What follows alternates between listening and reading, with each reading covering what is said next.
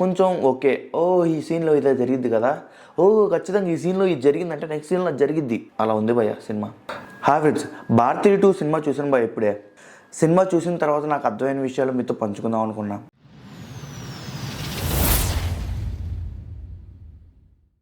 అంతకన్నా ముందు game changer cinema గురించి ఒక్క సెకండ్ మాట్లాడదాం అనుకుంటున్నా భయ్య. అదేంటంటే భారతీయుడు సినిమా చూసిన తర్వాత శంకర్ గారి మీద నాకు కొంచెం హోప్స్ తగ్గింది భయ్య. ఆ హోప్స్ తగ్గడం వల్ల గేమ్ చేంజర్ ఎలా వస్తుందని భయంగా ఉంది భయ్య. ఎందుకనేది ఈ వీడియో చివరిలో చెప్తా, వీడియో మొత్తం చూసేయండి, రివ్యూలోకి వెళ్ళిపోదాం. సినిమా రివ్యూ వచ్చేసి ఫస్ట్ హాఫ్ చాలా బోరింగ్ ఉంటుంది భయ్య. అంటే సినిమా ఓకే, కాన్సెప్ట్ పరంగా ఓకేలే కానీ బట్ చాలా బోరింగ్ ఉంటుంది. సెకండ్ హాఫ్ వచ్చి కొంచెం ఎంగేజింగ్ ఉంటుంది. బట్ మీరు ఫస్ట్ హాఫ్ సెకండ్ హాఫ్ ఈ రెండింటి ఓవరాల్ మీద చూసుకుంటే ఒక యావరేజ్ ఫిల్మ్ అయిపోయా. ఎందుకు నేను ఏం మాట్లాడుతున్నా అంటే మన ఎక్స్పెక్టేషన్స్ ఎలా ఉన్నాయంటే భయ్య, భారతీయుడు 1 సినిమా చూసి మనం వెళ్ళిపోతాం భయ్య. భారతీయుడు 1 సినిమా ఆ రోజుల్లో వచ్చింది కాబట్టి, 90స్లో వచ్చింది కాబట్టి ఓకే సెట్ అయిపోయింది. బట్ ఇప్పుడు అనేది ఆ కాన్సెప్ట్స్ ఇప్పుడు సెట్ అవుతాయా లేదనేది మనం ఆలోచించాలి భయ్య.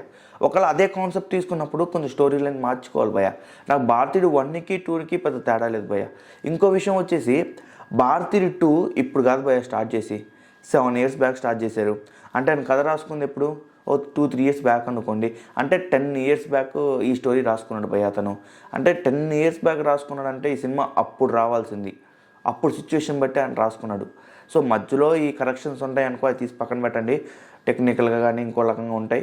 సో అవి తీసి పక్కన పెడితే నేనైతే ఈ సినిమాని ఒక 10 years బ్యాక్ వచ్చింటే చాలా బాగుండేది అనిపించింది. ఎందుకంటే ఇంకా మనం 10 years బ్యాక్ ఆ సినిమా నుంచి బయటికి రాలా.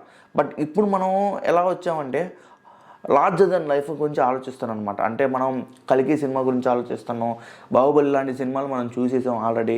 రాబోయే సినిమాలు వచ్చేసి మనకి ఓజీ లాంటి సినిమాలు, కొత్త కొత్త గ్యాంగ్స్టర్ సినిమాలు, లేకపోతే ఒక వేరే ప్రపంచంలోకి తీసుకెళ్లే సినిమాల గురించి మనం ఆలోచిస్తున్నాం.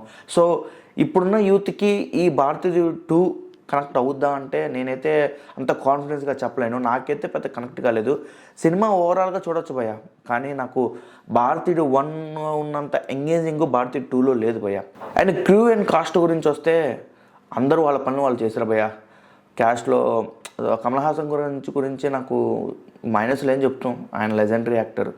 శంకర్ గారి గురించి కూడా ఏం మనం మైనస్లు చెప్పలేం భయ్య, ఆయన కూడా లెజెండరీ డైరెక్టర్. కానీ ఎందుకో ఆ సినిమా అప్పుడు రావాల్సింది ఇప్పుడు వచ్చిందేమో అనిపించింది నాకు.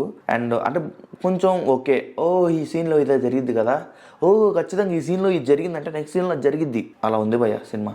అండ్ ఇక్కడ డైరెక్షన్ గురించి కానీ సినిమాలో పనిచేసిన యాక్టర్స్ అందరూ సీనియర్సే భయ్య. సిద్ధార్థ కూడా సీనియరే, రకుల్ప్రీత్ సింగ్ కూడా సీనియరే, అందరూ, అనిరుద్ధ్ కూడా సీనియరే, ఆ మ్యూజిక్ డైరెక్టర్. సో వీళ్ళందరి గురించి నేను చెప్పాల్సిన అవసరం అయితే లేదు. వాళ్ళ పన్ను వాళ్ళు చేశారు, కానీ స్టోరీ లైన్ ఎక్కడో బెడిసి కొట్టినట్టు నాకైతే అనిపించింది. నాకైతే యావరేజ్ ఫిలిం భయ్య అది. ఇప్పుడు నేను ఎందుకు గేమ్ చేంజర్ గురించి మాట్లాడుతున్నా ప్రత్యేకంగా అంటే, గేమ్ చేంజర్ సినిమా కూడా ఇలాంటి ప్లాట్తోనే వచ్చారా అని నా డౌట్. ఎందుకంటే ఇది లంచం అనే ప్లాట్, ప్రభుత్వ ఉద్యోగులు వాళ్ళ పనులు వాళ్ళు చేయకపోతే అనే కాన్సెప్ట్ నుంచి వచ్చింది, ప్రజలు ఎందుకు పీడిస్తున్నారనే కాన్సెప్ట్ నుంచి. కానీ గేమ్ చేంజర్ కూడా అలాంటి కాన్సెప్టేనా నా డౌట్ భయ్య. సో నాకైతే ఒక డిసప్పాయింట్మెంట్, సినిమా అనేది నేను అనుకున్నంతైతే లేదు భయ్య. సో ఇది నేను చెప్దాం అనుకుంటుంది. సో గేమ్ చేంజర్ మీద కూడా నాకు కొంచెం డౌట్ ఉంది. కానీ శంకర్ గారు భయ్య, ఇప్పుడు సినిమా ఫ్లాప్ అయింది, తర్వాత రోబోట్ 2.0 వచ్చి కొట్టాడుగా. ఈ వీడియో నచ్చితే మీకు లైక్ చేయండి, షేర్ చేయండి, సబ్స్క్రైబ్ చేయండి. This Nagarjuna Devarasetti signing off. నా ఫ్రెండ్స్. అండ్ మిగతా వీడియోస్ కూడా చూడండి ఒకసారి మీరు కూడా.